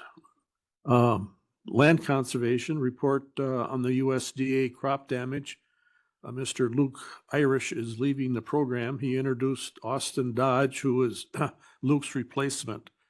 We approved the crop damage price list that was presented. The extension report. Price County will provide some office space in the normal building for statewide horticultural specialist Bruce Spangberg. There's no impact on county budget. He'll be in the office. Continued discussion on a reality fair day for all county school districts. The target is for this coming spring. No information yet on how to fill the extension position, now being filled by Art Lurch, who is soon to retire. Our next meeting is scheduled for November 21. Any questions? Yeah. Yeah, Nick, what happened during that meeting that all the call-ins got dropped? Oh, so there's too many people that log, or not too many people. We have administrative logins, and we had people that were logged in administratively. One of them left, which then makes it say like, oh, the meeting is done, so you have 5 minutes. I thought because I refreshed it and I was the host, or we gave host to somebody, that it would stay on. It didn't, so it just booted everybody. We are fixing that for next year. So with all those meetings, we can pre-schedule them all using a different password so that the host won't have, we won't have 3 or 4 people under the host email or login. There's nothing like a face-to-face meeting in the office, but no, Michelle, here's, we got a video and that's pretty good. Yeah, But works how do you get to, how does Michelle get to have her posted up there rather than can you do Oh, it on your- anybody can do the video. You just have to be on a computer or a cell phone and turn on the So video. a cell phone, you can do it? Yep. Just the WebEx app, and you can hold Is your there a face certain up. link? Same links. It's just WebEx. Yep. You have to have the app. Yeah, it's an app. It's called WebEx. Yeah. You can do it on the calendar. The button is on the calendar. Yeah, meeting but you'll calendar. need the app on your. So it's like, a WebEx? Just a difference of hitting the join meeting or calling in. It's just two different options. Yeah, but when the I did it button's on my all there. laptop, it was just on the Yep, the calendar link, on the website, and you could click on the link and it worked. And I'm sure Paula did Do you that too. have to be notified so that you can acknowledge that the person is there? No, it'll tell me. So like I know Michelle, her name came up because she's on a computer, and like Megan, so it says attorney Megan Norris. Anybody who's calling in from just a phone number, it'll just say call in user 1, call in user 5, 6. But like Marina's on there, Roger. So Roger from Highway, Emergency Management, Tom, Michelle's raising her hand. Well, I mean, it does ask me when I go on how I want to present my name. So of course I put my name as me, so you know it's me. But yeah, maybe next time it'll be something more special than me. But also the computer has to have a camera. So yeah, they hooked me up this time. But the couple times I did it, it was pretty impressive. And you can definitely tell when somebody doesn't talk and use the microphone. Like you can hear them, but you're hearing them real in the distant versus when someone talks. And it's actually, it is very impressive, the audio. So Jason, is that something you could use? Yep. Yeah, I didn't know you had to have an app. It'll prompt. So if you go onto the link and you click the link and you're on your phone on that link, it'll prompt you to say, hey, do you want to open the WebEx app or download it? But call in would just be the phone numbers with the code. App would be what you would see on a computer, tablets work well. Any iPads, tablets. And make sure you have the code. Make sure you have the code wrote down. So when you pull up your phone and you're trying to type it in, you don't type the number in wrong like 7 times like I did that one time. And it's like, on what the the heck? agenda. I've got it wrong. I And know. there is no delay on the app like there is on the phone call. Yeah, it's So a that's- little bit quicker or more. That It's meeting directly. code is the code to get into it. Yeah, correct. Yep. And when you join the meeting on the app, you have the option of having your video show or not. Yeah. Or you can turn it on and off as you go. Yes, or you can turn it on and off. Yep. Michelle set hers to be on, which is nice, but We missed the vest. Though. Okay. First time you went We're getting off the that agenda safety here. blue but- vest was impressive. I do have Well, one I can update. go get it again. It's over there. I just didn't think you needed my reflective blue. I'm not on the Think- floor. It's good discussion, but Alan had mentioned the art retiring here coming up. The UW did reach out to us, and we do have a temporary backfill of Amber Rayberg. So instead of hiring for the 4 districts, they've taken the 4 counties and redistributed them to the groups around us that have 4 counties, and then took the tribal lands off of Amber's in this case. And so Amber Rayberg will be our art temporarily until they find out budgets. But budgets has been a big one for them because there are several counties that are reducing their educational staff. So then you'd need less, if every county had 8 people that this art would be managing, they can only manage so many counties. If every county has 1 with 4-H, they can do more counties. So we did get informed that Amber will be our representative. Is there a chance Amber would apply for the position? We don't even know if it'll be a position yet. So that's what they have to decide is, are they Okay. going to keep it this way or redistribute or like redraw the lines. She'd be awesome. Yeah, Amber's great. Yeah, I'm very excited for her to be appointed to that.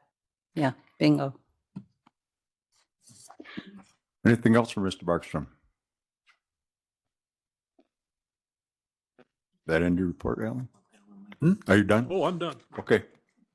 Just want to make sure, moving on, law enforcement. Mr. Palchek. We had a meeting on October 16th. Coroner reported one motorcycle fatality during the fall ride, which happened on coming on to off of 8 on the Highway 13.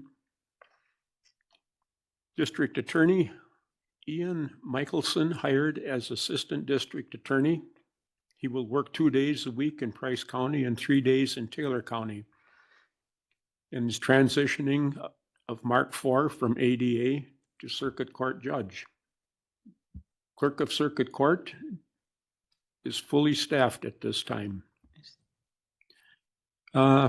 Sheriff's Office, Brian Schmidt, Robert Hahn were at the meeting. Work release Huber inmate did not return from their job and a search was conducted and he was caught that evening, no longer on the Huber privilege. Jail is full, 27 inmates in-house, 9 out of county. 4 to 5 are on the electronic monitoring program. Several long-term inmates due to backlog in the court system. Staffing update in the sheriff's office. We're fully staffed with full-time positions, ongoing recruitment for part-time. Humane officer dealt with a hoarding of 45 cats on one site. The K-9 unit fundraising went well. Units are busy with investigations and trainings. Rec officer discussed DNR reimbursements. Equipment update needs, portable radios, tasers, and body cams. Are there any questions on the law enforcement? Our next meeting is January 16th. I just have a comment about those 45 cats. If they were taken to Catkins, which I assume they probably were, some of them, we're not responsible for room and board. We just drop them off. Right. Only if the court If mandates the court that. mandates it for future court hearings or something, then but just so everybody's clear, we're not on the hook for And room and even board. in a case like that, so that's a great example. We're not on the hook for that. That's part of our contract for 4 days. That's what we're paying for because that's the hold date. On the 5th day, they're all adoptable. In a case like that, say it was a criminal case, most likely all 45 cats would not be needed for criminal charges. So say it was a neglect, we would only have to hold and pay for 6 of them or 8. That's what happened in Park Falls, right? There's the worst of the worst. Those are the ones you use for your court case, or you get them to be surrendered by the owner. So even if there was a court case, we most likely would not have all 45 in custody. Don't be afraid to take your kids and grandkids to Catkins and let them pick out 2 or 3. Great stocking stuffers. Stocking stuffers. Mindy called me and asked if the marsh could use a couple. I'm like, no. No, yeah, no, thanks. Bring out a gun sack full. Okay, moving along. Anything else for law enforcement? Michelle? I'm just curious, is there actually like a set fee or that we get charged per cat or per dog? Like, do you know No. what that is? No, well, beyond the 4 days there is. Cats are $10 a day. I'd have to go look back on the contract. I think cats are $10, dogs are $15 if they're held for a court case per day. But the first 4 days are in our contract are free. You pay our monthly fee, whether you have 1,000 or 5. So in other words, unless it's required by the court after 4 days, we have nothing to We're do with done, it. yeah. Yep. No additional fees above and beyond our contract unless court mandates it. Nothing else for law enforcement? Thank you, Larry. We'll convene out of the committee of the whole. Date of next meeting is February 18th, 2025, 9 a.m. If there's nothing else, I'm sorry, what?